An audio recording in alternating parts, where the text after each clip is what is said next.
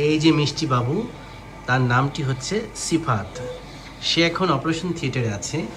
দেখতে একেবারেই নায়কের মতন চেহারা। তো আমি দেখে বলি যে আগামী দিনের হিরো।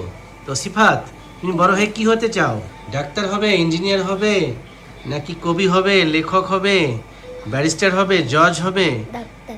ডাক্তার হবে। Thank you very much young hero.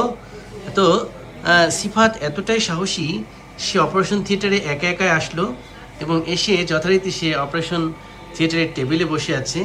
তো সিফাতের এই সাহস দেখে চিন্তা করলাম সিফাতের মতন যারা আছে তারাও যেন এরকম সাহসী হয়, কারণ যে কোনো কিছুকে ভয় পাওয়া যাবে না, ভয়কে করতে হবে জয়, তাই না সিফাত? কোন ক্লাসে পড়ো তুমি? টু। ক্লাস 2। আচ্ছা, সিফাত এখন অপারেশন থিয়েটার আছে, কারণ আমরা ওর একটি অপারেশন করব, আর সেই অপারেশনটির নাম হচ্ছে এডিনো টনসিলেক্টমি।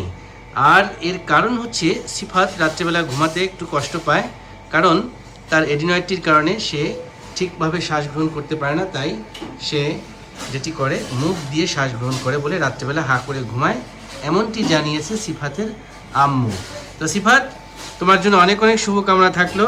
হ্যাঁ, আমি অপারেশনের পর তোমার সাথে আবার কথা বলবো, তোমাকে একটি গিফট দিব এবং তারপর তোমার সাথে আবার আমরা গল্প করবো। ওকে ওকে, টেক কেয়ার।